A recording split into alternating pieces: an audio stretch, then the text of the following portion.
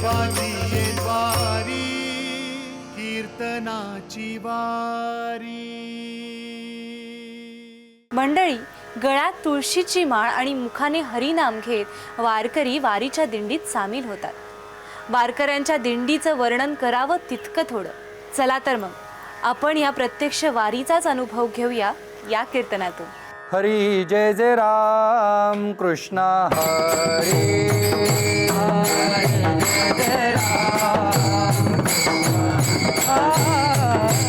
हरी जय जय राम कृष्ण हरी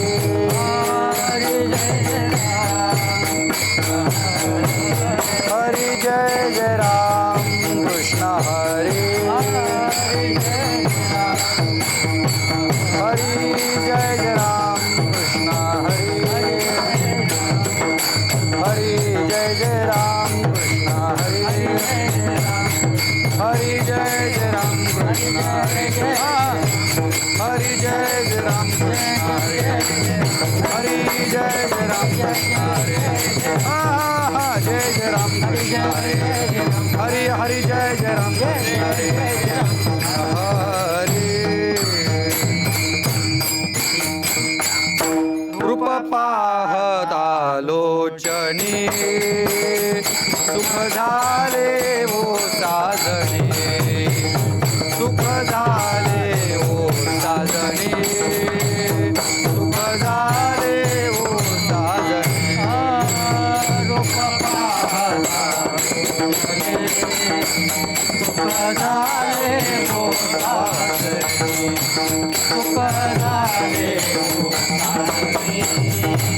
सुख झाले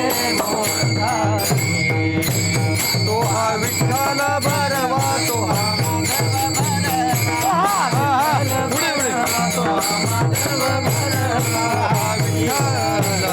भरवा तो हा माधव भरवा तो हा माधव भरवा तो हा माधव भरवा तो हा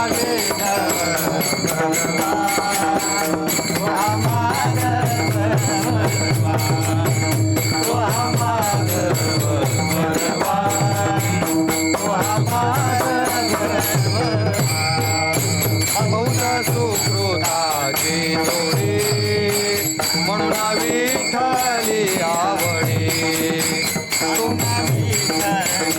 आवडे म्हणून विठ्ठली आवडे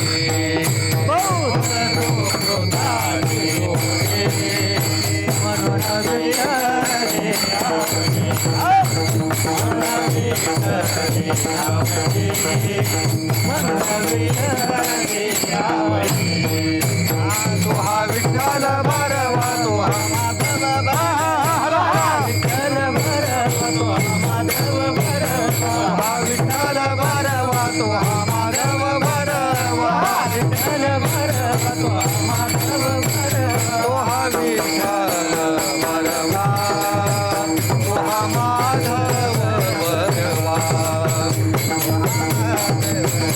भरवा तो हा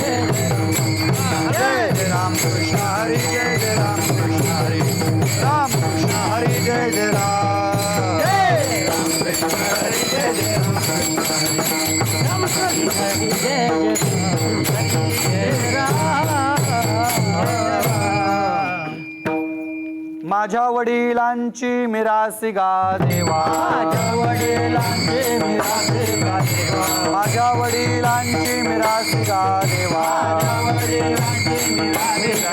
तुझी चरण सेवा पांडुरंगा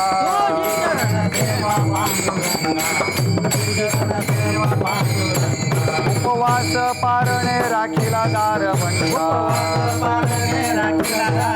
उपवास पारणे राखीला दारवंटा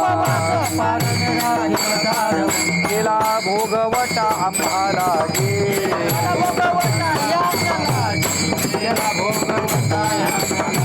वंश परंपरा दास मी अंकित वंश परंपरा दास मी अंकित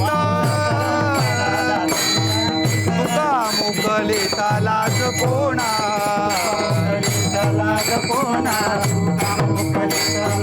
उपवास पारणे राखीला दारवंटा उपवास पारणे राखीला दारवंटा केला भोगवटा आम्हाला केला भोगवटा आम्हाला केला भोगवटा आम्हाला विठोबा रखुमा जय जय विठोबा रखुमा विठोबा रखुमाई विठोबा रखुमा विठोबा रखुमा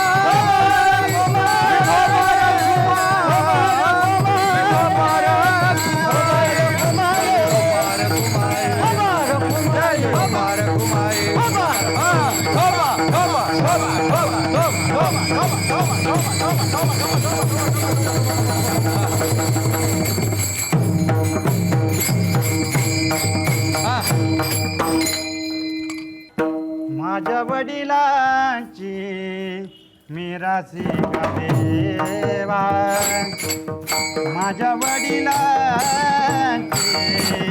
मिरासी गा देवा माझ्या वडिलांची मिरासी गा देवा माझ्या वडिलांची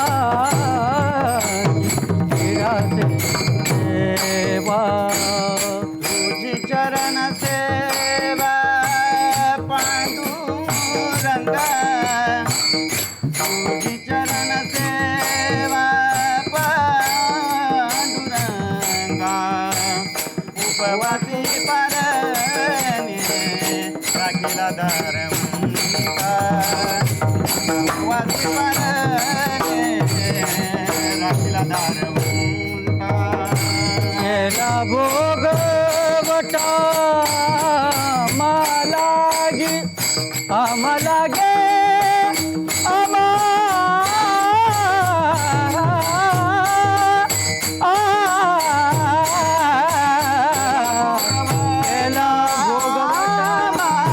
केला भोगवटा आम्हालागे उपवास उपवास पर दारवंटा विठ्ठला विठ्ठला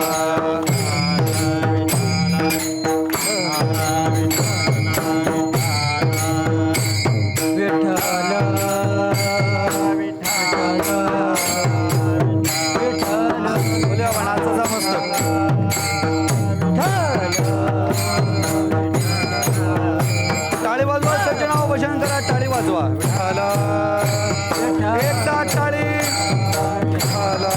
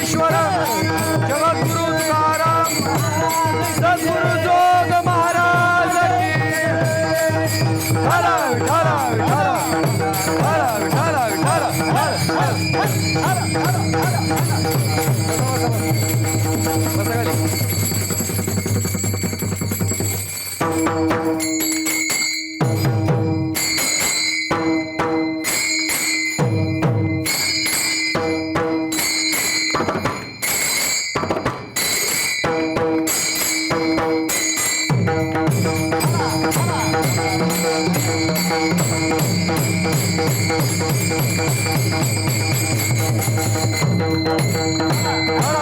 विठ्ठला विठ्ठला विठ्ठल विठ्ठल विठ्ठल विठ्ठल विठ्ठल विठ्ठल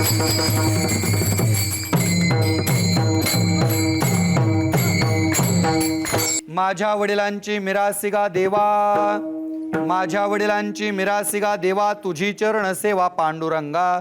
उपवास पारणे राखीला दारवंठा, केला भोगवटा आम्हाला गे. वंश परंपरा दास मी अंकित, तुका मोकलिता लाज कोणा. उपवास पारणे राखीला दारवंठा, केला भोगवटा आम्हाला गे. जयांचे केलिया स्मरण, होय सकल विद्यांचे अधिकरण. तेची वंदू श्रीचरण श्रीगुरूंचे, ते नमस्कारोणी आता. माझ्या वडिलांची मिरासिगा देवा, तुझी चरण सेवा पांडुरंगा. उपवास पारणे राखीला दारवंठा, केला भोगवटा आम्हाला गे. प्रस्तुत प्राप्त प्रसंगी प्राप्त स्थळी संप्राप्त सेवेकरता निवडलेला अभंग महान भगवत भक्त संत सम्राट विश्ववंद्य महाराष्ट्रभूषण देऊचे सुप्रसिद्ध साधू जगदवंद्य जगद्गुरू श्री तुकाराम महाराज यांचा अखिल विश्वाला पुण्यसलीला पावन इंद्राणी मातेप्रमाणे पुनीत करणाऱ्या अभंग संहितेतील हा एक अभंग आहे. तसा हा अभंग भांडणपर या सदरातील असून 3 चरणाचा अभंग आहे आणि या अभंगाच्या द्वारा जगद्गुरु तुकोबराय देवाशी चक्क भांडण करतायत. विठ्ठला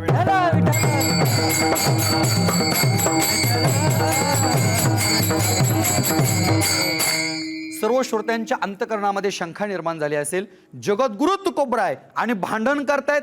जगद्गुरु तुकोबरायांच्या सारख्या महात्म्याला हे शोभतं का? ते शोभतं ना शोभतं ते आपण पुढे नंतर विचारत आणूया. पण हे एक लक्षात ठेवा, जगद्गुरु तुकोबराय ज्या प्रॉपर्टीवरनं, ज्या मिरासीवरनं आपल्या समोरच्या व्यक्तीशी किंवा जगद्गुरु तुकोबराय देवाशी जे भांडतायत ना, ती प्रॉपर्टी व्यावहारिक प्रापंचिक दृष्टिकोनातली नाही. आजचं हे भांडण भावाचं भावाशी नाहीये, आजचं भांडण मित्राचं मित्राशी नाहीये, आजचं भांडण सासूचं सुनेशी नाहीये आणि आजचं भांडण बापाचं मुलाशी नाहीये. आजचं भांडण जगद्गुरु तुकोबरायांचं देवाशी आहे. विठ्ठला विठ्ठला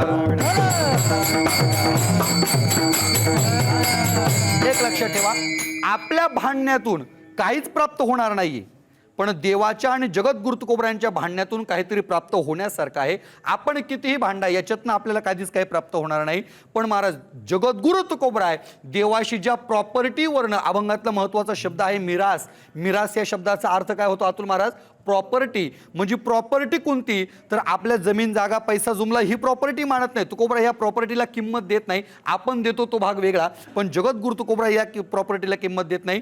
जगद्गुरु तुकोबराय ज्या मिरासीवरनं देवाशी भांडतायत ना, ती मिरासी म्हणजे वडलोपार्जित चालत आलेली पंढरीची वारी आणि त्याच परंपरेतनं, त्या सेवेतनं भगवान परमात्मा जगद्गुरु तुकोबरायांना दूर लोटायचं काम करताय आणि म्हणूनच जगद्गुरु तुकोबराय आज देवाशी भांडण करतात. विठ्ठला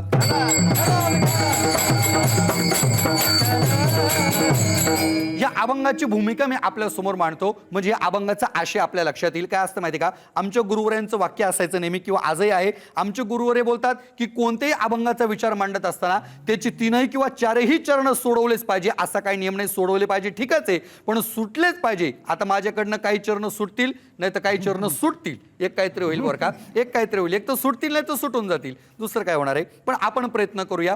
अभंगाचा पाया जर भक्कम मांडला ना, तर अभंगाचा पूर्ण अर्थ सांगायची गरज पडत नाहीये. समजा आपल्याला बिल्डिंग उभी करायची असेल, इमारत उभी करायची असेल, तर त्या इमारतीचा पाया, फाउंडेशन जर आपण अतिशय भक्कम मांडलं, तर वरचे 100 मजले उभे करायला किती दिवस लागतात? हो, जास्त काळ लागत नाही. म्हणून मी या अभंगाचा आज पाया अगदी मजबूत मांडणार आहे. त्याचे उत्तर काय द्यायचे ते पुढे आपल्याला कधी वेळ भेटला तर नक्कीच आपण त्याचं चिंतन करूया. पण या अभंगाचा पाया मी अतिशय भक्कम मांडणार आहे. ऐकणाऱ्या श्रोत्यांनी सुद्धा वेगळा विचार करायचा नाहीये, वेगळी थिंकिंग अंतकरणामध्ये निर्माण करायची नाहीये. ज्या प्रॉपर्टीवरनं, ज्या मिरासीवरनं तुकोबराय देवाशी भांडतायत ना, ती मिरास म्हणजे वडलोपार्जित आलेली महाराज वाडवडिलांची परंपरा, पंढरीची वारी आणि देवाची चरणसेवा, आणि त्याच चरणी सेवेपासून परमात्मा तुकोबरायांना दूर लोटायचं काम करताय आणि म्हणून जगद्गुरु तुकोबराय आज देवाशी भांडण करतात. विठ्ठला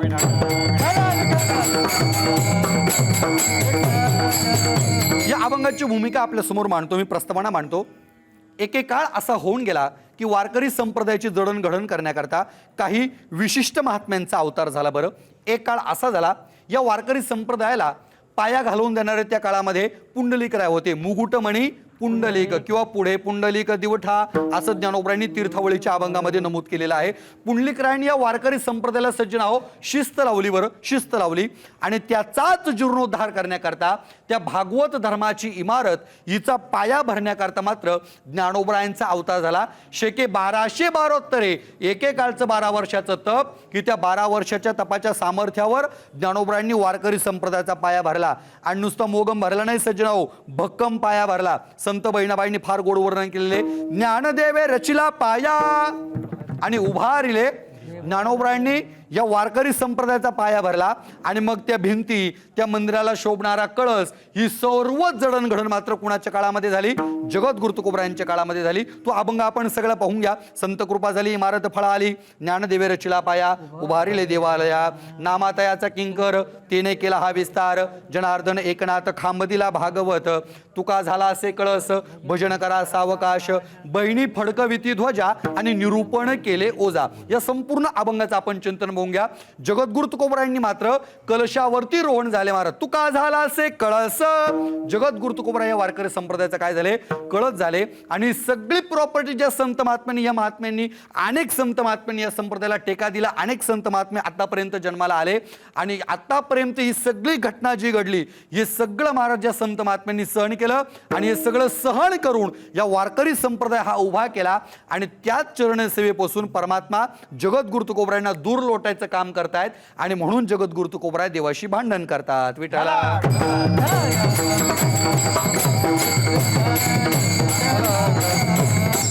आता 3 प्रकार मी अभंगाची घटना आपल्या समोर मांडली. 3 चरणांचा 3 प्रकारचा विचार मी आपल्या समोर मांडलाय. अभंग जगद्गुरु तुकोबरायांचा आहे. जगद्गुरु तुकोबराय या अभंगाच्या द्वारा भगवान पंढरीशी पांडुरंग परमात्म्याशी भांडण करतायत बरं का. खरं तर हा अभंग करुणापरही ठरतो आणि हा अभंग भांडणपरही ठरतो. कसं याचं चिंतन करत असताना तुम्हाला एक प्रसंग सांगतो म्हणजे आपल्या लक्षात येईल बरं का. प्रसंग फार गोडे घडलेला प्रसंग आहे. काय झालं? पंढरपूर क्षेत्रामध्ये हरिभक्तीपरायण परमपूज्य गुरुवर्य ज्ञानसिंधू संदीपान महाराज शिंदे हसेगावकर, धर्मवीर बंडातात्या कराडकर आणि पांडुरंग महाराज घुले हे तिघेजण गाथा मंदिरावरती गाथा छापण्याच्या आधी परंतु शुद्ध करायची या उद्देशाने ते तिघेजण एकत्र बसायचे. त्या चर्चेचे अनेक महाराष्ट्रातले तमाम महाराज मंडळी सुद्धा त्या काळामध्ये साक्षीदार असतील. मी सुद्धा त्या चर्चेचा साक्षीदार आहे. त्यांची दरवर्षी दर आषाढी वारीला, ही कार्तिकीला आषाढीला वारीला त्यांची चर्चा चालायची. एक वर्ष हा अभंग समोर आला आणि हा अभंग समोर आल्यानंतर संदीपान महाराज शिंदेनी सगळ्यांना विचारलं का हा अभंग नेमका कोणत्या प्रकरणामध्ये घालायचा? कारण संदीपान महाराजांना हा अभंग दोन्ही अंगाने दिसत होता बरं का. मग पांडुरंग महाराज घुले म्हणायचे हा अभंगणा करुणापर प्रकरणात घालायचा बरं का. बंडातात्या म्हणायचे नाही नाही हा अभंग भांडणात घालायचा, पिंडानुसार रक्तातला गुण असल्यामुळे भांडणात. पांडुरंग महाराज घुले म्हणायचे नाही नाही हा अभंग करुणापर प्रकरणात घालायचा. बंडातात्या म्हणायचे नाही नाही हा अभंग भांडणातच घालायचा. दोघांचं भांडण थांबलं. संदीपान महाराजांनी पांडुरंग बाबांना विचारलं का बाबा सांगा ना तुम्ही कशावरनं म्हणतात की हा अभंग करुणापर प्रकरणामध्ये घालायचा? मग पांडुरंग महाराज गुले या अभंगाचा अर्थ सांगत असताना किती कोमल सांगायचे माहिती आहे का? ते म्हणायचे पांडुरंगा अरे तुझी चरणसेवा म्हणजे आमच्या वाडवडिलांची मिरास आहे रे देवा. अरे देवा यांनी ही मिरास उपवास पारणी दारवंठा राखून ही सगळा भोगवटा आमच्या करता निर्माण करून ठेवलाय. आणि ऐक ना देवा एवढ्यावर जर तू आम्हाला इथून हाकलून देशील आणि तुझ्या चरणसेवेपासून जर दूर करशील ना देवा तर लाज कुणाची जाईल देवा, तुमची लाज जाईल असं होऊ देऊ नका, आमचा अंगीकार करा ना. इथे तू पांडुरंग बाबांचं बोलणं थांबायचं. पण बंडातात्या म्हणायचे नाही नाही या अभंगाचा अर्थ असा नाही सांगायचा, सांगायचा असाच पण वेगळ्या पद्धतीने सांगायचं. म्हणजे कसा सांगायचा? मग बंडातात्या कसा अर्थ सांगतात ना, बंडातात्या म्हणतात ए पांडुरंगा अरे तुझी चरणसेवा म्हणजे तुझ्या बापाची मिरास आहे का? आमच्या बापाची मिरास आहे. अरे याच्याकरता आमच्या वाडवडिलांनी काय केलं नाही, उपवास केले, पारणे केले, दारवंठा राखून हा सगळा भोगवटा आमच्या करता निर्माण करून ठेवलाय. आणि ऐक देवा याद राख इथून जर तू आम्हाला हाकलशील आणि तुझ्या चरणसेवेपासून जर दूर करशील ना देवा लाज तुझी जाईल, माझ्याशी गाठे बघ मग लाज तुझी जाईल, अंगीकार करावा लागेल. म्हणजे स्वरामध्ये किती ताकद आहे बघा. आपण एकच वाक्य कोणत्या स्वरामध्ये म्हणतोय ना यावरून त्याचा अर्थ बदलतो बरं का. आता एकच वाक्य पण तुम्हाला 2 स्वरामध्ये सांगतो. एक वाक्य पण 2 स्वरामध्ये. ऐका वाक्य असं आहे आमचे रामभाऊ ना शहाणेत बरं. म्हणजे इथले रामभाऊ सोडून बरं का रामदास महाराज इथले रामभाऊ सोडून लांबचे दुसरीकडचे सांगतो. आमचे रामभाऊ ना शहाणेत बरं. आणि हेच वाक्य दुसऱ्या स्वरामध्ये आमचे रामभाऊ ना शहाणेत. वाक्य एकच आहे, परंतु पहिल्या वाक्याने रामभाऊला शहाणपणाच्या शिखरावरती नेऊन बसवलं आणि दुसऱ्या वाक्याने रामभाऊला मूर्खपणाच्या कळसावरती नेऊन बसवलं. ही स्वरातली ताकद आहे. स्वरामध्ये फार मोठी ताकद आहे बरं. एकच वाक्य तुम्ही कोणत्या स्वरात म्हणतात यावरून त्याचा अर्थ बदलून जात असतो बरं. स्वरामध्ये फार मोठी ताकद आहे. आता खरं तर मला स्वरामध्ये काही गाता येत नाही, वाजवता येत नाही, म्हणता येत नाही, पण मी प्रयत्न करत असतो. आमच्या वडिलांचं कीर्तनामध्ये वाक्य असायचं, आमचे वडील म्हणायचे एक तर कीर्तन स्वरात करावं नाही तर जोरात तरी करावं. एक तर काहीतरी झालं पाहिजे बरं का. आपलं कीर्तन नाही स्वरात होणार, पण जोरात झाल्याशिवाय राहणार नाही. किती घासा जाम झाला तरी चालेल, पण लढेंगे. ऐका, मुद्दा मला काय सांगायचा आहे की स्वरामध्ये फार मोठी ताकद आहे. आपण किती बघा, एरवी जर इतर भाषांचा जर आपण विचार केला ना, इतर भाषा बोलत असताना जास्त जड जाता येत नाही किंवा जास्त जड जातं नाही, किंवा सर्वसामान्य इंग्रजी भाषेचा जर आपण विचार केला ना, इंग्रजी भाषा किंवा इंग्रजीचा पेपर जास्त अवघड जात नाही. तुम्ही 10वी-12वीच्या मुलांना विचारा, आता 2 वर्षापासून परीक्षाच झाल्या नाही, तो भाग वेगळा. त्यांच्या दृष्टीने एकदा लई बरं झालं. चला, म्हणजे जे चांगले हुशार आहेत ना त्यांना टेन्शन आलं, ज्यांना काही येत नाही ना ते म्हणता बरं झालं 10वी-12वी पास झालो, टेन्शन राहिलं नाही, अजून 2 वर्ष कोरोना राहिला तरी अडचण नाही. असं होणार नाही. हे पण परीक्षा मात्र झालीच पाहिजे, कारण 10वीची आणि 12वीची परीक्षा शिक्षणाच्या दृष्टीने आता गोड वाटतंय, परंतु पुढे अवघड, फार अवघड याचा परिणाम भोगावा लागणार आहे. त्यामुळे कोणत्या तरी पद्धतीने आपण हा विचार मांडलाच पाहिजे किंवा लक्षात आला पाहिजे. मला सांगायचं काय, इतर भाषेचा जर आपण विचार केला ना, इंग्रजी भाषा जास्त अवघड नाही. लक्षात ठेवा, इंग्रजी भाषा जास्त अवघड नाही. साधं तुम्ही बघा, जास्तीत जास्त आपल्या लोक इंग्रजी बोलताना दिसतात. इंग्रजी भाषेचा वेगळा अर्थ सुद्धा आपल्याला करता येत नाही. अगदी साधं आपण एखाद्याला जर प्रश्न केला तर सहज आपल्या लक्षात येईल की याला काय बोलायचंय. आता समजा मी तुम्हाला एखादा प्रश्न विचारतो, त्यांचं मला उत्तर तुम्ही द्याल ना? नक्की द्याल. मला माहिती आहे तुम्ही सगळे एज्युकेटेड लोक आहात. मी प्रश्न विचारतो, मला सांगायचं, तुम्ही उत्तर मला सांगा. व्हॉट म्हणजे काय? ऐका, उत्तर कोणाला माहिती काय? काय पण आता हे रात्रभर चाललं तरी मिटायचं नाही, पण मी सांगतो ऐका. व्हॉट म्हणजे काय? आता मला काही एवढी इंग्रजी येत नाही, काय माहिती का आप्पा, मेरे को भी इंग्रजी आती लेकिन थोडी हेलपाटे खाती, त्यापेक्षा न सांगितलेली बरी. महत्वाचा मुद्दा ऐका, जास्त विचार मांडायचा नाही. व्हॉट म्हणजे काय हा प्रश्न किती रात्रभर चाललं तरी याचं उत्तर मिळणार नाही. पण ऐका सज्जनाओ, याचं उत्तर मी तुम्हाला सांगतो. एखादा फार इंग्रजी बोलत असेल ना, आपण त्याला फक्त म्हणायचं का रे लय इंग्रजी बोलतो ना, सांग बरं व्हॉट म्हणजे काय? असा प्रश्न जर आपल्याला कोणी केला तर त्याला उत्तर एकच द्यायचंय, विचारणाराच मूर्ख, सांगू मी काय, हे त्याचं उत्तर आहे. म्हणजे याचा अर्थ तुम्ही मला मूर्ख म्हणू नका म्हणजे बरं होईल, असं काही करू नका बरं. मला मुद्दा काय सांगायचा आहे, इतर भाषा जास्त अवघड जात नाही. तुम्ही 10वी-12वीच्या मुलांना विचारा, सगळ्यात अवघड जर कोणता पेपर जात असेल ना तर त्यांना मराठीचा जातो. मराठी भाषेचा पेपर अवघड जातो का? कारण लिहायला टाइम पुरत नाहीये, इतकी मराठी भाषा अवघड आहे. अहो, नुसता बोलताना स्वर जरी बदलला तरी बोलण्याचा किती अर्थ बदलतो माहिती ना आपल्याला. स्वर जरी बदलला तरी अर्थ बदलत असतो. म्हणून तुम्ही लक्षात ठेवा, आपल्या मराठी भाषेमध्ये किंवा स्वरामध्ये फार मोठी ताकद आहे. तुम्ही एकच वाक्य कोणत्या स्वरात म्हणतायत यावरून त्याचा अर्थ बदलतो. मग आज मला चिंतन करत असताना करुणापरपेक्षा भांडणपर चिंतन का करावं असं वाटतं, याचं कारण सज्जनाव फक्त एकच आहे. काय कारण आहे माहिती का? या अभंगातले 2 शब्द आहेत ना, 2 शब्द या अतिशय महत्वाचे आहेत भांडण करण्याकरता किंवा भांडण सिद्ध करण्याकरता. सांगू तुम्हाला 2 शब्द ऐका.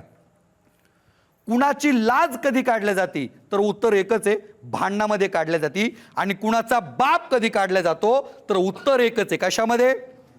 भांडणामध्ये. तुझ्या बापाचं का माझ्या बापाचं कधी म्हटलं जातं? उत्तर एकच आहे, भांडणं. अरे तुला लाज वाटत नाही असा वागतो, लाज कुणाची कधी काढल्या जाती? उत्तर एकच आहे, भांडणामध्ये. मग आता ऐका, शेवटच्या चरणातला लाज शब्द आणि पहिल्या चरणातला वडील म्हणजेच बाप शब्द, या दोन्ही शब्दाच्या अंगावरनं किंवा माझ्या सामान्य बुद्धीला असं वाटतं की आज भांडणपर चिंतन करावं. म्हणजे जगद्गुरु तुकोबरा आहे, आज देवाशी चक्क भांडायला लागलेले आहेत. पण का हो सज्जनाओ, जगद्गुरु तुकोबरांसारख्या महात्म्याला देवाशी भांडायला शोभतं का हो? बरं चला, ते शोभतं न शोभतं नंतर विचारता आणूया आपण. पण काय, कोणत्याही गोष्टीला काय लागत असतं माहिती आहे का? भांडवल लागत असतं. भांडवल कोणत्याही गोष्टीला बरं का, अगदी व्यवहारापासून तर परमार्थापर्यंत, अगदी महाराज मुंगीपर्यंत तर देवापासून पर्यंत कोणत्याही गोष्टीला आपल्या जीवनामध्ये काय लागत असतं? भांडवल लागत असतं. त्याच्याशिवाय आपल्याला जीवनामध्ये काही करता येत नाही. व्यवहारातलं भांडवल तुम्हाला सांगतो, स्वयंपाक करायचं म्हटलं तरी काय भांडवल लागतं बरं? स्वयंपाक करण्याकरता भांडवल काय लागतं माहिती आहे? आता पुरुष मंडळी काही स्वयंपाक जास्त करत नाही, पण माझ्या अंदाजे महिला मंडळ स्वयंपाक घरी करत असतात. कधी कधी तुम्हालाही करावं लागतो, नावीलाज आणि तो भाग वेगळा आहे. पण मग जास्तीत जास्त महिला मंडळ आपल्याला स्वयंपाक करत असताना आपल्याला दिसतात. मला सांगा, स्वयंपाक करायचं मावशाव, काय भांडवल लागतं बरं स्वयंपाक करण्याकरता? स्वयंपाकाला काय लागतं? आता तुम्हाला सर्व माहिती, पण आता सांगणार कसं, सोय नाही बोलता, सोय नाही ना आपल्याला बोलता येणार नाही, पण मी सांगतो जगद्गुरु तुकोबरायांचं प्रमाण मी माझ्या मनाने बोलणार नाहीये. जगद्गुरु तुकोबराय बोलतात स्वयंपाक करण्याकरता सुद्धा काही ना काही भांडवल लागतं. उदक अग्नी धान्य झाल्या घडे पाक एका विन एक कामा नये. तुकोबराय बोलतात भक्ती ते मन वैराग्य तो त्याग ज्ञान ब्रह्मी भोग ब्रह्मतनु या अभंगाचं तिसरं चरण आहे. उदक अग्नी धान्य झाल्या गडे पाक. स्वयंपाक करण्याकरता उदक म्हणजे पाणी पाहिजे, धान्य पाहिजे आणि अग्नी पाहिजे. या 3 गोष्टी यांचं भांडवल असेल तरच स्वयंपाक होतो. हे व्यवहारातलं उदाहरण झालं. जरा कीर्तनातलं सांगतो. मृदंग वाजवायचं म्हटलं तरी काय पाहिजे, भांडवल लागतं बरं का. भांडवल म्हणजे पहिली गोष्ट अंगामध्ये ताकद पाहिजे. आता आमच्या समाधान महाराजांना त्यांच्याकडे बघितलं तरी समाधान वाटतं. असे समाधान महाराज आहे, त्यामुळे ते स्वतः असल्यामुळे आज समाधानाचं वाटणार आहे. महाराज समाधान महाराज इथे वाजवले आहेत. अंगामध्ये मूळ भांडवल काय पाहिजे, ताकद पाहिजे. बरं, बोलांचं कमी भांडवल असलं तरी चालेल, पण कोणता बोल कुठे वाजवायचा याचं ज्ञानही पाहिजे. आता त्यांना त्याचं ज्ञान आहे, म्हणजे बऱ्याच पक्ष्यांना हे ज्ञान नसतं बरं का. तयारीची भरपूर राहतात, पण काय असतं कीर्तनामध्ये पहिलं विठ्ठल विठ्ठल आणि पुंडलिकावर ते भजन झाल्यानंतर उत्तरी टाकून दागिनाचा कधी लावला पाहिजे हे बऱ्याच पक्ष्यांना कळत नाही बरं का. एक ठिकाणी मी कार्यक्रमाला गेलो होतो, नाव सांगत नाही तुम्हाला कुठे गेलो होतो, नाही तर माझी परत पंचायत व्हायची.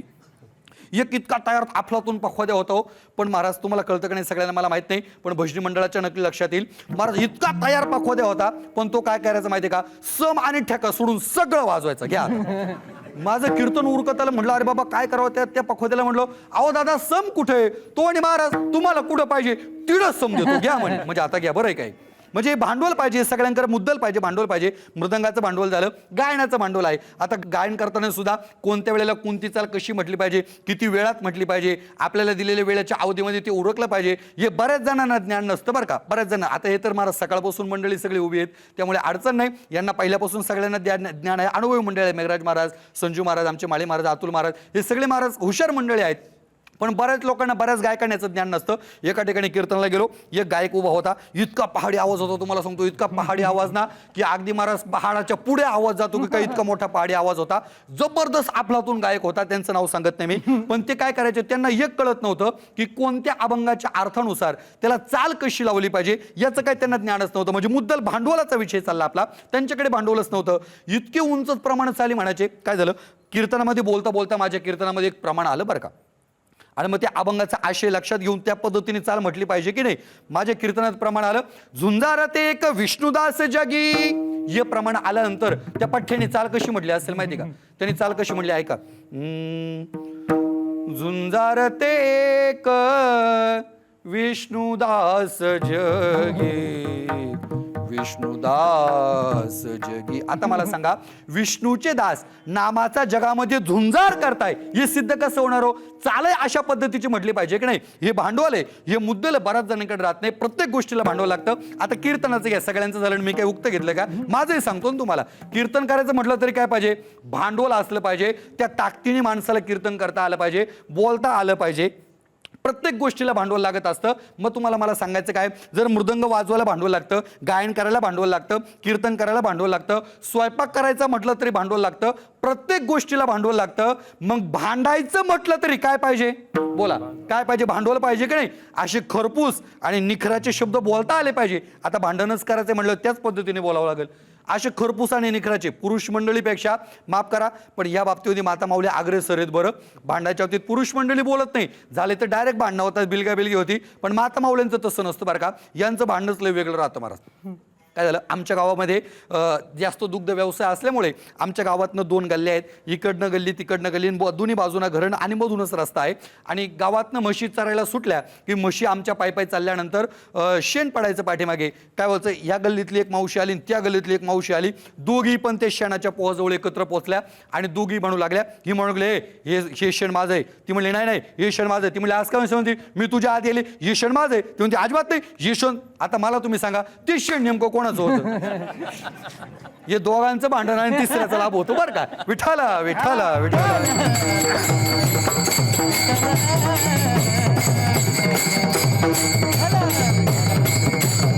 मला मुद्दा काय सांगायचा आहे. आणि मग महिला मंडळचं जर भांडण सुरू झालं ना, महाराज तासभर शिव्या देतील बरं का. आप्पा तासभर शिव्या देतील तुम्हाला सांगतो, पण डबल शिवी येणार नाही बरं. कदाचित आपल्या कीर्तनामध्ये डबल प्रमाण येईल, पण त्यांच्या भांडणामध्ये डबल शिवी येणार नाही. एवढं भांडवल त्यांच्या घरात आहे, त्यामुळे ही मंडळी दाबून नेती महाराज, ऐकत नाही अजिबात. मला सांगायचं काय, कोणत्याही गोष्टीला आपल्याकडे काय पाहिजे, भांडवल पाहिजे.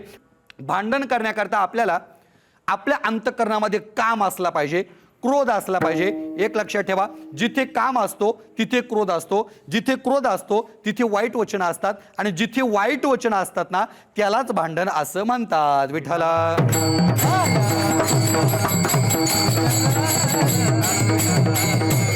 मग जगद्गुरु तुकोबरायांनी भांडण देवाशी कसं सुरू केलं? नेहमीप्रमाणे जगद्गुरु तुकोबराय आषाढी एकादशीला म्हणा, दर वारीला दर महिन्याला जगद्गुरु तुकोबराय देवाच्या दर्शनाला जायचे. देवाच्या दर्शनाला गेल्यानंतर जोपर्यंत तुकोबराय आले नाही गाभाऱ्यामध्ये तोपर्यंत देव वजनात उभे होते. बरं का, वजनात म्हणजे हा आळंदीचा शब्द आहे, सगळ्यांच्या लक्षात येणार नाही. वजनात उभे होते देव. पण जेव्हा तुकोबराय आतमध्ये आले तेव्हा देवाने मान खाली घातली. तुकोबराय देवाला बोलतात गाभाऱ्यातून, अरे देवा तुझं तोंड जरा वर कर. अरे तुझं तोंड पाहिल्यानंतर जन्माचं पापाच्या राशीच्या राशीत जळून जातात रे, आणि तू खाली मान घातली, तुझं मुखकमल आम्हाला पाहू दे देवा. देव बोलतो तुकोबराय, तुमच्या फार पिढ्यांचं माझ्यावरती ऋणानुबंध झाले, तो इतकं ओझं झाले माझ्या डोक्यावरती ना, ते थोडंसं खांद्यावरती असं काहीतरी करा ना. माझ्या म्हणे काय करू दे देवा, म्हणे काहीतरी माझ्याकडे मागा ना. मग तुकोबराय मागं सरकले. बरं का, तुकोबराय म्हणले अजिबात नाही देवा, तुझ्याकडे मागणार नाही आम्ही. म्हणे का मागणार नाही? देवाने विचारलं का मागणार नाही? तुकोबराय बोलतात मागणार नाही ही आमच्या वाडवडिलांची रीतच नाहीये. तुकोबरायांनी देवाला स्वतःच्या वडिलांची रीत जाणीव करून दिली. रीत काय रीत आहे? काही मागणे हे आम्हा अनुचित, वडिलांची रीत जाणत असो. आमच्या वडिलांची रीत देवा, तुझ्याकडे काही मागायचं नाही. मग देवाने मात्र आता पक्क ठरवलं होतं, एकतर तुकोबरायांना काहीतरी मागायला लावायचं, नाही तर तुकोबरायांशी भांडण करायचं. तुकोबराय बोलले, देव बोलले तुमच्या वडिलांची रीत असेल, अहो ते गेले सगळे, तुम्ही आहे, तुम्ही काहीतरी मागा. अजिबात नाही, मागणार नाही म्हणे. आमच्या वाडवडिलांची वाज्या वडिलांची रीत काय आहे? ही आमच्या वडिलांची रीत आहे, आम्ही तुझ्याकडे काही मागणार नाही. मग देव बोलले का हो तुकोबराय? देवाला राग आला, माझ्याकडे मागत नाही. अहो सगळं विश्व माझ्याकडे मागण्यांचा फापड पसारा मांडतं आणि तुम्ही माझ्याकडे मागत नाही. तुकोबराय बोलले अजिबात नाही, मला तुझ्याकडचं काहीच नकोय, चाललंय ते परमार्थ व्यवस्थित चाललाय, काहीच अपेक्षा नाही. पण देव बोलले अजिबात नाही, मागावं लागेल. तुकोबराय बोलले अजिबात जमणार नाही, मी पण मागणार नाही. मग काय झालं? देवाने तुकोबरायांवर काय उपकार केले ना, त्या उपकाराची जाणीव करून दिली. बरं का, बघा आपल्या दोघांचं कोणाचं जर भांडण झालं ना, तर आपण त्यांच्याकरता काय केलं आणि त्यांनी आपल्याकरता काय केलं, ही उपकाराची परतफेड सुरू होती. बरं का, मी तुझ्याकरता असं केलं म्हणतो, मग मी तुझ्याकरता असं केलं. देवाची पद्धत सुद्धा तशी झाली. देव म्हटले का हो तुकोबराय माझ्या का मागत नाही? अहो मी तुमच्याकरता काय केलं नाही. म्हणे काय केलं रे देवा आमच्याकरता? देवाने सांगितलं, आता प्रमाणे घेत नाही, फक्त विषय सांगून पुढे चालतो. देव बोलले अहो तुकोबराय, अहो आम्ही तुमच्याकरता आमचा प्रपंच संसार सोडून आलो, वैकुंठ सोडून तुमच्या जवळ आलो देवा, माझा संसार सोडून आलो आणि तुम्ही माझ्याकडे मागत नाही, याला काय अर्थ आहे? तुकोबरायांनी फिटमपाट केली. तुकोबराय बोलतात देवा अरे तू फक्त तुझा संसार सोडून आला रे देवा, पण आम्ही तो संसार जाळो नाही, संसार बैसलो अंगणी. आम्ही देवा, तू देवा तुझा संसार सोडून आला, आम्ही तो संसार जाळून टाकला आणि अंगणामध्ये बसलो. चल फिटमपाट झाली, पुढे बोल, का उपकार केला? तुकोबराय बोलतात अहो देवा आम्ही तुमचं भजन करतो. आता ज्ञानोबा तुकाराम भजन आपल्या संप्रदायामध्ये कधी आलं, का आलं, ते प्रल्हाद महाराज बडवींची कथा सांगितली जाते, पण मला तिकडे जायचं नाही, तितका वेळ आपल्याकडे नाहीये. म्हणे तुकोबराय देव बोलले आम्ही तुमचं भजन करतो तुम्ही आमच्याकडे मागत नाही. मग तुकोबराय बोलतात देवा तू आमचं भजन करतो ना आम्ही कोणाचं करतो? पूजा होती मुक्ता फळे रस ओवी या मंगळे. देवा आम्ही पण तुझीच पूजा करतो, चल फिटमपाट झाली तुझ्या उपकाराची, अजून काय उपकार आहे? मग असं बोलता बोलता अनेक उपकार सांगितले. देव बोलले का तुकोबराय अहो तुमच्याकरता मी माझी बायको जवळ ठेवली नाही. पंढरपूरला गेले का तुम्ही? रुक्मिणी कुठे? देवाच्या शेजारीच उभी का देवाची 2 पावलं पुढे? मग कुठे? त्यांच्या चरित्रांत शिकायला भेटतं रुक्मिणीने देवापेक्षा 5 पावलं मागत राहिलं पाहिजे, पण आता परिस्थिती थोडीशी विचित्र झाली, आपण त्यांच्या म्हणण्याने चालतो, तो भाग वेगळा. ही शिकवण आहे आपल्याला. म्हणजे माझी बायको जवळ ठेवली नाही तुमच्याकरता. तुकोबराय बोलतात तुम्ही जवळ ठेवली नाही, आम्ही काय गळ्यात बांधली का? आमची बायको आहे का नाही आम्हाला याचं भानही राहत नाही. चल देवा फिटमपाट झाली. याशी फिटमपाट केल्यानंतर तू देवाला राग आला, मग बोलायचं भांडवल राहिलं नाही ना. आता जवळजवळ म्हणजे भांडवलच संपत आलेलं आहे, बोलायला काय भांडवल राहिलं नाही ना. मग ते आवाज मोठा वाढवतात, ते म्हणतात ए चल तू काय केलं असेल मी काय केलं असेल अजिबात सांगू नको. पण आता देवा ठरलं, आता तुकोबराय ठरलं. म्हणजे काय ठरलं? एकतर माझ्याकडे काहीतरी मागायचं, नाही तर माझ्या मंदिरामध्ये यायचं नाही, माझी चरण सेवा करायची नाही, चल इथून निघायचं तुकोबराय तुम्ही. असं म्हटल्यानंतर मात्र तुकोबरायांना क्रोध अनावर झाला, कारण तुकोबरायांचं काम होतं देवाच्या चरण सेवेचा आणि त्याच्यापासून दूर गेल्यामुळे क्रोध अनावर झाला. आणि तुकोबरायांनी एक पाय पुढे केला आणि एक पाय मागे केला, चांगलं कंबर घसलं, विना बाजूला घेतला, बाया पाठीमागे केल्या आणि देवाला म्हटले का रे देवा कुणाला म्हणतो तुझ्या मंदिरामध्ये यायचं नाही आणि कुणाला म्हणतो तुझी चरण सेवा करायची नाही? अरे तुझी चरण सेवा म्हणजे तुझ्या बापाची मिरास आहे का? मग तुकोबरायांनी विचारलं सांग कोणाची मिरास आहे? देवाने विचारलं सांगा तुकोबराय कुणाची मिरास आहे? विठोबा टाळी वाजवा विठोबा रखुमाई विठोबा रखुमाई विठोबा रखुमाई विठोबा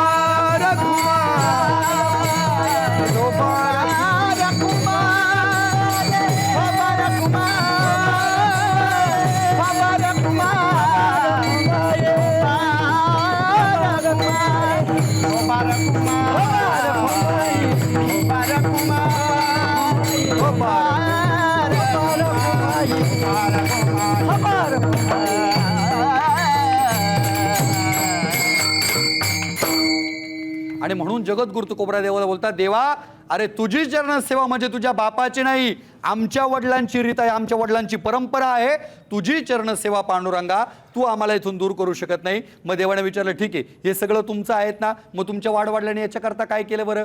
कशावरनं माझी समजा आता तुमचे चरण, मी जर म्हणलो माझ्या बापाची पेंड कसं काय झालं? समजा मी तुम्हाला म्हटलो बाबा तुमचे समजा प्रॉपर्टी असेल काहीतरी 5-25 लाख रुपये असतील तुमच्या नावावर ना, नक्कीच असेल. आता निफाड तालुका म्हणजे ब्रँडेड जिल्हा आहे, महाराज लोकांना श्रीमंत करण्याच्या पाठीमागे आपला जिल्हा, आपला तालुका जिल्हा समर्थ आहे. समजा मी जर म्हणलो तुमचे 5-25 लाख रुपये, नाही माझे, तुमचा पोरे काय म्हणेल तो बापाची पेंड आहे का? मला सांगायचा मुद्दा काय आहे, मग देवाचे चरण आपले कसे काय झाले? देवाला कुठल्या प्रकारचा रंग रूप काहीच नव्हतं महाराज, रंग नाही रूप नाही वर्ण छाया, निराकार निर्गुण तू चिरगुराया, त्याला काहीच नव्हतं. आपल्या संत महात्म्यांनी अनिलाही रूपावळे करोणी खळे हरिदासे, देवा अरे तुला नाक सुद्धा नव्हतं, आम्ही संतांनी तुला नाक दिले, तुला डोळे दिले, तुला हात दिले, पाय दिले, हे सगळं संतांनी त्याला नावारूपाला आणले, म्हणून ती आपली प्रॉपर्टी आहे. आणि म्हणून जगद्गुरु तुकोबरा बोलतात, माझ्या वडिलांची मिरासिका देवा, तुझी चरण सेवा पांडुरंगा. मग देवाने विचारलं, ठीक आहे तुमच्या वाडवडिलांनी याच्याकरता काय केलं? मग उपवास पारणे, राखीला दारवंठा, केला भोगवटा आम्हा लागे. ज्ञानेश्वर माऊली ज्ञानराज माऊली माऊली ज्ञानेश्वर माऊली ज्ञानेश्वर माऊली विठ्ठल जय जय विठ्ठल बोलिले पुरे वेडी वाकुले क्षमा अपराध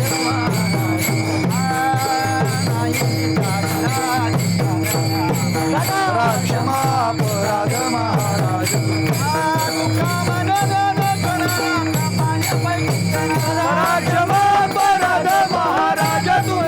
ज्ञानदेव तुकाराम ज्ञानदेव तुकाराम ज्ञानदेव तुकाराम तुकाराम तुकाराम तुकाराम